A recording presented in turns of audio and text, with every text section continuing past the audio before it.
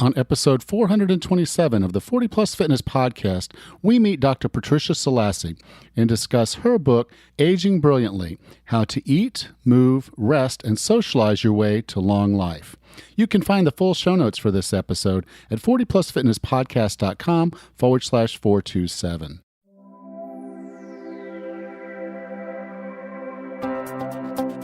Have you decided you're ready to make a change? To reclaim your health and fitness? The 40 Plus Fitness Podcast is here for you. I'm your host, Alan Meisner. I'm an NSAM certified personal trainer with a specialization in corrective exercise and fitness nutrition. Let me be your coach as you find your way on your health and fitness journey. All right, let's go. Hello. Thank you for being a part of 40 Plus Fitness Podcast. I'm really glad you're here today. Before I introduce today's guest, I wanted to take just a moment to talk to you about 40 Plus Fitness online personal training. Now, what's so special about online personal training is that you can do the work on your own time and in your own space. As we've got into this whole personal space distancing thing that people are doing, and gyms are closed and personal trainers are no longer training. So all of that's off the table to you, but you still can have access to a fully trained and fully professional coach that focuses just on people over the age of 40. And you can do all of this through an app or through email. I'm available to you at 40 Plus Fitness Online Personal Training. We also have weekly conference calls and a Facebook group, so you will have full access to a coach, workout programs, nutrition counseling, all of that with this online personal training, and you don't have to step foot in a gym. So go to 40plusfitnesspodcast.com/coach to learn more about how I can be your online personal trainer. Again, that's 40plusfitnesspodcast.com/coach. Our guest today received her naturopathic doctor degree from Bastyr University in Seattle, Washington. A third-generation physician, she is the founder and owner of the New Flower Center for Naturopathic Medicine in Brooklyn, New York. In her practice, she blends evidence-based naturopathic medicine with listening and intuitive coaching style so people can be their healthiest, best life for their life's purpose. With no further ado, here is Dr. Patricia Selassie. Dr. Selassie, welcome to 40 Plus Fitness. Thank you so much. I'm so excited to be on your podcast, Alan. Well, I am eager to talk about your book because I loved the title when I saw it on Amazon coming out soon. And I was like, okay, I got to get this. I got to get her on here. The book is called Aging Brilliantly: How to Eat, Move, Rest, and Socialize Your Way to Long Life. And in that book, I think you do a really good job of just kind of taking us through some of the basic fundamental things that we should be doing to keep ourselves healthy, and in doing so, aging better. Absolutely. Yeah, it's back to the basics. I think that that's always going to be the foundation. And the way I kind of get into it when I'm talking to clients is I'm like, let's look for the big rocks, and it's, I think everybody pretty much knows I could eat better, I could move more, I could rest better, and I could socialize more. So it's kind of this natural go-to. Can you kind of go through those four pillars and just kind of talk about what each one means to us and how we should be mindful and focused on each one? Yeah, absolutely. And even though these are just the basics, I just want to say that the basics are heavily backed up by research. I mean, there's been tons of science and clinical studies showing that these four pillars are really important for aging brilliantly. So eating, right now, I think that everybody is really kind of gets excited about the latest trends, and if you've been in the health field for a while, you understand that these ideas change. Like, I think maybe 10 years ago, or not even that long ago, everybody was like all excited about the paleo diet and eating bacon. And now everybody's all excited about the plant-based diet. But if you're around 20 years ago, the plant-based diet is really just the vegan diet. But despite all the trends, no matter if you're like, I'm gluten-free or I'm paleo, which is not a trend for some people, but no matter what diet you're on, the most important thing I think is really that you get some of the fundamentals that you see in all diets, which is going to be healthy plants. No matter what type of diet you are on, you want to make sure you're including plants, and good fats are really important. And I know that there was a time when everybody was eating fat free. And now we've got to like get with the times, because fat free is just not the way to go. There's been the most research done on the Mediterranean diet, and I think it's a very adaptable diet for lots of people, whether you have gluten sensitivities or you don't want to eat animal products or you can't, you don't do well on dairy. There's always food available for people and ways to make it more tailored towards you. And the Mediterranean diet, shortly, is just pretty much lots of plants. You want to have nuts and seeds and oils, a little bit of fish, a little bit of protein. And that's the basic pillar and there's definitely more details in the book. Moving is really important. I think that we all understand now that we live a very sedentary life. Most of us are working at a cubicle. We're not even standing. And studies show that even a little bit of moving. So I think a lot of people get intimidated because they think like, oh, I gotta start that CrossFit now, or I gotta, New Year's is here, so I gotta start my exercise regime. But a lot of the studies are showing just even 3 minutes every hour makes a huge difference in your health and aging well. So moving every chance you get. Resting is really important. People do not prioritize sleep. In fact, I live here in Brooklyn, New York, and people, I think, glorify like, oh, I can get by on 4 hours, or I only need 6 hours. But it's really about, if you want to age brilliantly, you've really got to prioritize rest. And sleeping is associated with everything: better body types, or healthier body sizes, less stress on the brain, better performance at work and for school, for children. So rest is really important, and I don't think it gets focused on as much. And then the last thing is socialization. Whenever you have people that you are loving around you, whether it's like your flesh family or friends, which are like family that you choose, and also purpose, like serving people in the world, making the world a better place, those people tend to age longer. There's a reason for them to kind of hang around, and so they do. Yeah, you based a lot of this off of Bruckner's work, the Blue Zones, and so this is a brilliant piece of work. And I did have John Day, Dr. John Day, on the show, and he found a small city in a small town village actually in China that was kind of remote, and found a lot of these same things. The way they eat, the way they move, the way they rest, the way they socialize was just, it was their natural day-to-day life, which was a lot more reminiscent of how we were in the 1700s, 1800s, and early 1900s.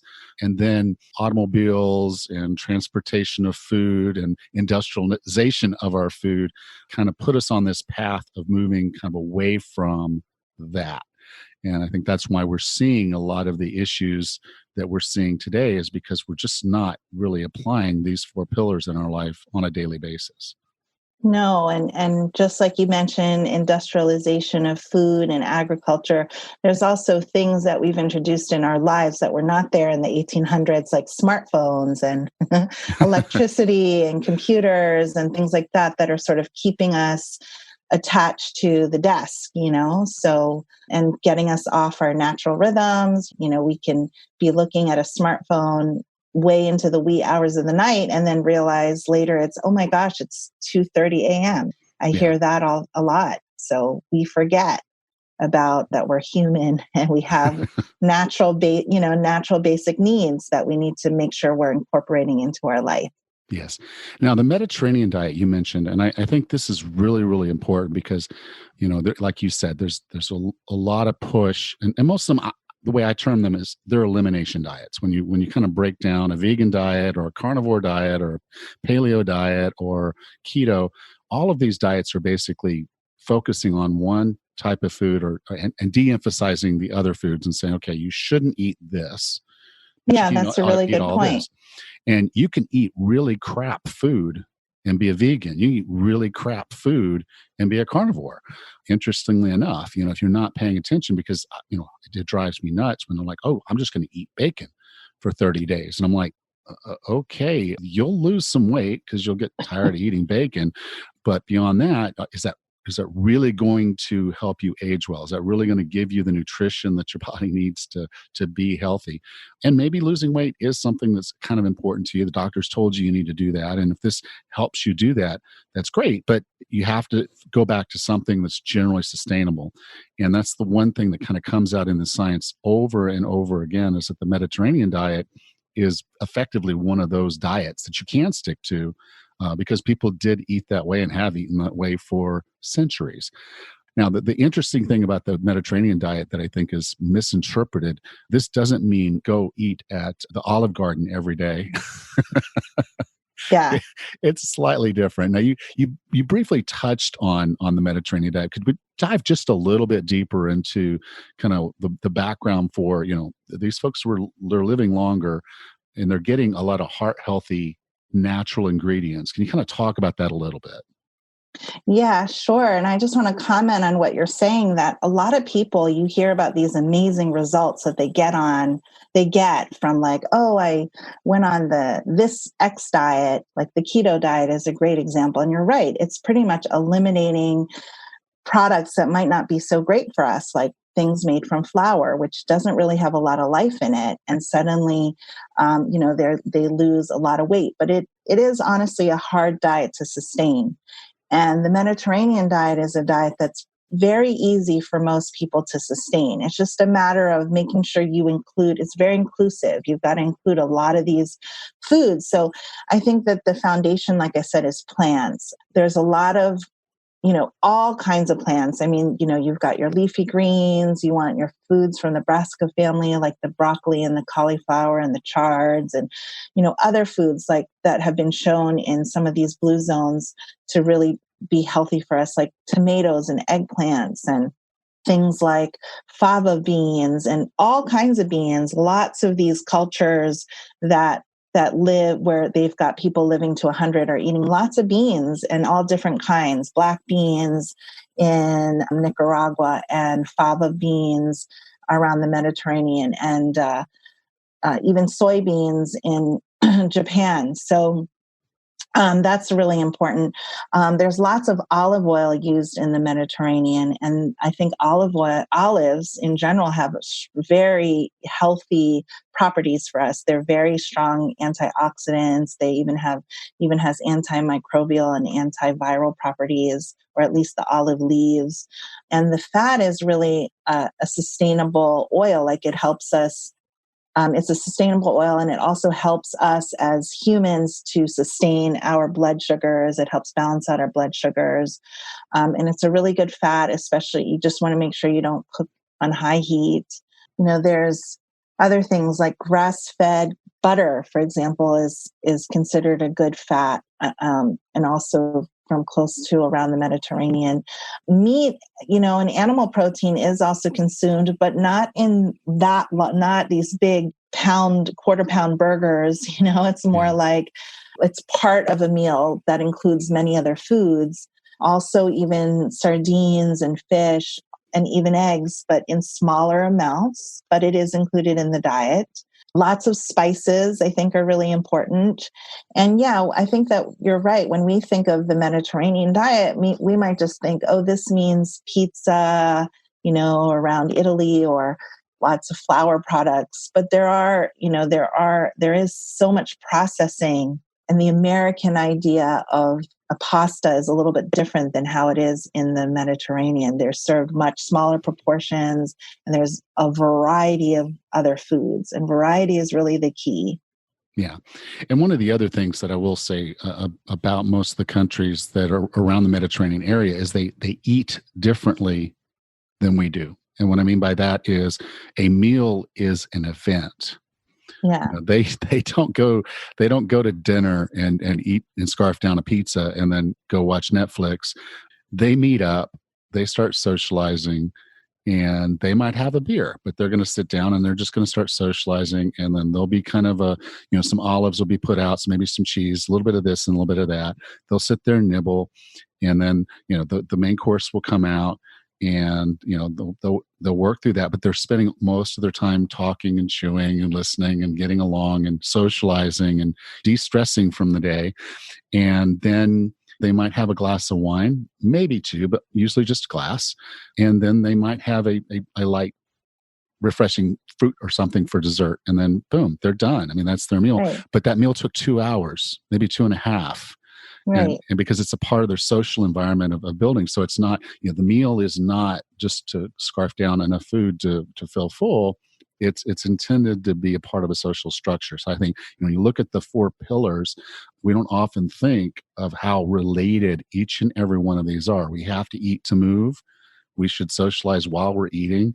And if we're using our time with friends and family the right way, it reduces stress and just makes us feel more inclusive. So the Mediterranean diet, to me, is a little bit more than even just a diet. It's a lifestyle. Yeah. I totally agree. Like, putting your fork down in between bites, you're in parasympathetic mode, which is the kind of rest and digest mode. You're practicing, that's actually what I call in my private practice, proper food hygiene. You're resting, you're not like answering emails on a computer while you're chewing, you're actually looking at your friends and families in the eye, you're listening to how their day went. Exactly right. It's part of socialization. It's not these big portions of food that we all get quiet and dive into and talk with our mouths full. It's kind of like a much slower pace, and the portions are smaller and there's rest in between. So yeah, it's an Absolutely. event, and I think that's what I really liked about the times I've been over in Mediterranean countries with people that are from that area, is that they approach everything a little bit differently. It's a little bit like that over here in Panama, but not quite to the extent of what I saw in Spain and Italy. But one of the areas that I really want to get into, because it's part of the reason that I am in Panama, is just stress. And in the book, you did a good job of talking about what stress does to our brain. Could you take a little bit of time to talk about that relationship and what's going on? Yeah. So I just mentioned it. There's two different modes in our body. You can be in sympathetic mode, which is really fight or flight, or parasympathetic mode, which is rest and digest. And in this day and age, most of us are in sympathetic mode. Sympathetic mode, our bodies were designed to shuttle between the two. I talk about like how you're supposed to mostly be in parasympathetic mode, where you're like walking around, living your life with your family. And then like a predator might jump in your way. And I'm talking about like thousands and thousands of years ago. And you're designed to, when you see that predator, to either run, that's the flight, or fight the predator. But these days there's no predator. What there is are bills, an angry boss, a coworker that's hard to deal with, even work projects that got to get completed, commutes, terrible commutes that people have to endure. And so a lot of the times our bodies are in a constant sympathetic mode. And what happens is you constantly stimulate your brain that way, and it sends signals to what's called the amygdala. And your amygdala is important for, it then sends signals to the hypothalamus, which is another part of your brain that basically sends messages all over. And if your amygdala gets overused or overstimulated, then it gets bigger and bigger. And this is something that you don't want. You don't want an enlarged amygdala. You want, it's sort of like when you use your biceps over and over again, you get a bigger bicep, but that's something you do want. With an amygdala, you don't, because now your amygdala is overstimulated and it sends these cascades to your body of all these stress hormones that happen. And so and then furthermore, the frontal cortex of your brain, as it receives some of these stress signals, gets shrunken. So you have such a thing called age-related cognitive decline. And that's basically, when you start forgetting names of people, even people that are close to you, or you can't remember that vocabulary word, or you walk into a room and you forget why you walked in there, can't remember where you put your keys. Now, this is a sign that your brain is pretty much starting to age, but I think a lot of it can be delayed if we were to kind of stop stressing out, take time to take care of ourselves, and give our brains a little bit of a break, And then again, all the pillars are intertwined. So like sleep is a really important time for your brain to regenerate. You're not regenerating or restoring when you're at work in your cubicle or washing the dishes. You're really restoring your brain when you're resting. Yeah, that's during one of the stages of sleep. That's when your body's actually flushing out the brain and cleaning it, which is part of the restorative part of sleep. If we're not getting good sleep cycles or enough of them, we're not taking care of our brain. Right. Now, you touched on something, and I think this is also really, really important because it's so hard for people to do this. I'm going to stereotype a little bit, but I don't mean it in a bad way.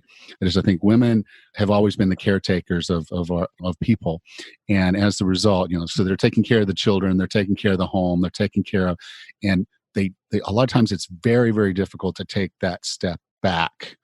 And I know as a personal trainer, sometimes I just get so tied up into, my business and taking care of the people I'm working with that sometimes I also don't do this. And it's called self-care. And in the book, you share some restorative self-care ideas. Can you kind of go through a few of those? What you think are some good ones for us to Yeah. consider?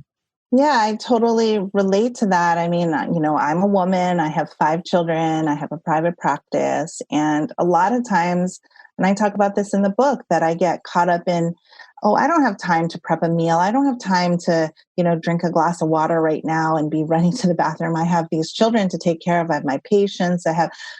Guess what? I mean, if you don't take care of yourself, all of that, you will lose all of that.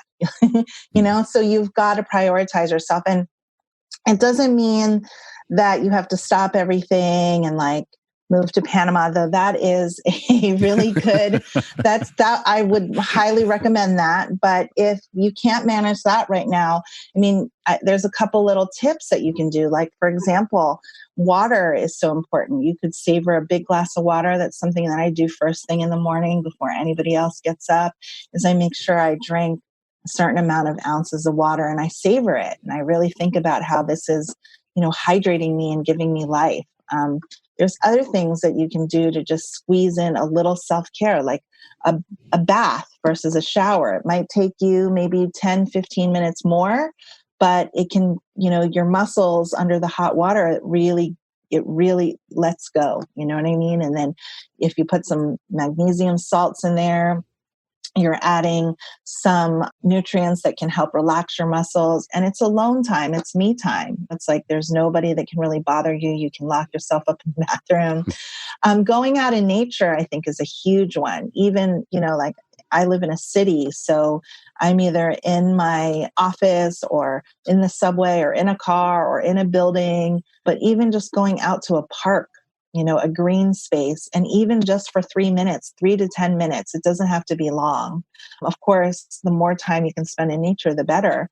But our bodies need that. Our bodies are used to seeing plants and getting energy from alive things. So that's also a really quick thing that you could do, like literally just leave your building for a minute, look at some trees. Taking a nap, that's always my favorite one. Like, there's nothing like you could be going and exhausted and you're really not getting much done, but sometimes a nap might be all you need. I talked about savoring a glass of water. There could be savoring a glass of herbal tea. I mean, there's just so many things. Reading something inspiring, I think, is really important. One I really love is connecting with an old friend. I've had some amazing, fantastic conversations with people. Just pick one randomly that I haven't maybe talked to in a couple of years and just say, hey, what's up? There's something really special about connecting with someone. And it doesn't mean that, oh gosh, I haven't spoken to John for 2 years. It's going to be an hour on the phone. It might just be, 5-10 minute, like, I'm thinking about you, just sending you some love and some good energy, So Cool. Connection is another one. Yeah. Now, this can sound like a lot. And I think when people are looking to change, they're like, oh, I got to do all these things. I got to do all these things. I don't even have enough time to do the things I'm already doing. My to-do list just grows every day and I keep pushing things off. And so sometimes this feels like there's more there to do. And I would say probably not, but it's really hard for a lot of people to just bridge that gap. Now, in the book, you talk about setting an intention. And I like, in every chapter as you go through, you have a self-assessment set of questions for someone to just kind of answer a few questions, real easy, get a score. And then based on that, kind of have a general idea of how well they're doing on those things. So by the time they get to this set an intentions part, they should have a pretty good idea where they're weakest, where they're strongest, and what are some of the questions that they answer that they didn't get the score that they thought they should have gotten. Can you talk about setting an intention? What are the steps? What are some things that people would want to consider as they're thinking about doing these things? Because I think you're right. Setting the intention is really the key to getting anything done. Yeah, I mean, I totally get it. Like my things to do list seems to be getting longer and longer too every single day. And the thing is though, if you want to age brilliantly, you're going to have to, that might have to be sort of a goal that you're going to attain. Otherwise, you basically receive what I call a certain future, which is just going to be aging. You know what I mean? If Yeah. you don't take a step here or there, you're just basically going to be aging rapidly instead of aging slowly. So, that's the thing is you've got to take some time to sort of assess what's going on. I think the self-assessments help you to do that and kind of see what areas of your life that would really make a bigger impact for you. So the smallest shift with the bigger impact is really where you start. And after you do all the assessments, that will kind of come through. You'll kind of see like, wow, sleep is really a big thing that I've never prioritized. Maybe and I like to sleep. So maybe that might be an area that I really work on. And you want to kind of even look at yourself, like, where do you see yourself in 5 years? Where do you see yourself in 10 years or 20 years? Or like, I would say that like, if you're in your 50s now, where do you want to see yourself in 2 decades? Do you want to see yourself active? Do you want to see yourself like doing and enjoying all the things you love? Do you see yourself with grandchildren? Do you see yourself playing tennis? Or you want to kind of project in the future and understand now, what will it take to get there? It is, if you see yourself playing tennis in 2 decades, so like, let's say you're in your mid 50s now and your mid 70s, like what would that really mean? That would really mean like preserving your joints, keeping your joints active, taking care of your physical body. If it's really just like seeing and being around your grandchildren, maybe something like diet is going to be more important. You can talk about diet, you can think about your diet, you can set some intentions, you can think about your grandchildren and what you want them to see you doing. And I really believe in writing things down, because when we kind of think about our intentions or we imagine, that's really important. But when you write it down, it's sort of like you're writing a contract to yourself and it's sort of becoming manifested through words. So I really encourage people to get what I call a super ager's journal. I'm a big fan of journaling and sort of set these intentions down and write down what it is that you see yourself doing and how you can, what are some baby steps or little tiny 1% shifts that you can take to get towards that. Yeah, I think a lot of people miss out on just how powerful small movements can be, particularly at first. It's like as you're making a snowball, you start out with just a handful of snow. And that handful of snow is easy enough for you to grab. And then as you start rolling that down the hill, it's going to get bigger and bigger. And so just starting with something small over time can have some really great impact in your life. Yeah, totally. I think that as a mom with 5 children, I can get really lazy and I can be like, ask my daughters, go in the kitchen and fetch this for your mother, or run upstairs and turn the thermostat down. But I started to really realize like it's almost like I'm sitting on a throne and pointing and telling my staff what to do, but that's not going to keep me alive and around to see my grandchildren. So I make the extra effort to go up the stairs and put away the laundry, or stand up when I'm seeing patients, stand up every hour. These days, we've got so many little gadgets on our watches, on our smartphones that can remind us to do that. And standing up, I mean, that can be something that can really impair someone as they get older, is just standing up from sitting. So you've got to use your joints, and even just standing up can make such a huge difference. You're actually pumping, there's no blood supply into your hip joint or your knee joint. And so pumping in the nutrition right directly into the knee joint by movement is really the best way to do that. Yes. I define wellness as being the healthiest, fittest, and happiest you can be. What are 3 strategies or tactics to get and stay well? Well, I think that one is definitely being active with your friends and family, especially like you mentioned women who sometimes start to really focus, by the time they're in their mid 50s, they're really focused on their career, they're really focused on their family, and they forget about their girlfriends. So I think that really enlarging your social circle is really important. And it doesn't have to be a huge social circle, but you want to always kind of be stepping out. So I think that that's one strategy, whether it's like having tea with a new person, maybe it's even somebody that it could be a possible business colleague, but maybe you're going to go out and like ask about who they are and what's their family like, and kind of include socialization into your life just a little bit more. Prioritizing sleep, I think, is one of my favorite ones. And I think if you go to bed before rather than sleep in, there's more of a likelihood that you'll get those sleep cycles in. The sleep that you get before midnight is actually really important because you get more of those cycles. And we're diurnal human beings. We're not nocturnal like rats. So trying to go to bed early, I think, is another great strategy. Just do it. Just put yourself in bed. A third one is kind of, one that I think is really great is kind of going to your local farmer's market or ordering one of these CSA shares online, or there's so many different local organic agriculture boxes that you can get, and just trying a new vegetable, just like seeing it, kind of discovering it and cooking it, just seeing what you can make out of it and enjoy it. Thank you. If someone wanted to learn more about you, learn more about your book, Aging Brilliantly, where would you like for me to send them? So my website is drselassie.com, and the doctor is spelled out. So it's simply DoctorSelassie. And you can read all about me. I have a private practice here in Brooklyn, but I do see people via Zoom or Skype or on the phone. And you'll see my book, but my book is basically on order at Amazon right now. So you can just also find it on Amazon, Dr. Selassie, Aging Brilliantly. Okay. Well, this is going to be episode 427. So you can go to 40plusfitnesspodcast.com/427, and I'll be sure to have a link to Dr. Selassie's page and to the book there. So Dr. Selassie, thank you so much for being a part of 40 Plus Fitness. I loved being here. Thank you so much, Alan. Thanks for the good work that you're doing for all of us over 40. Thank you.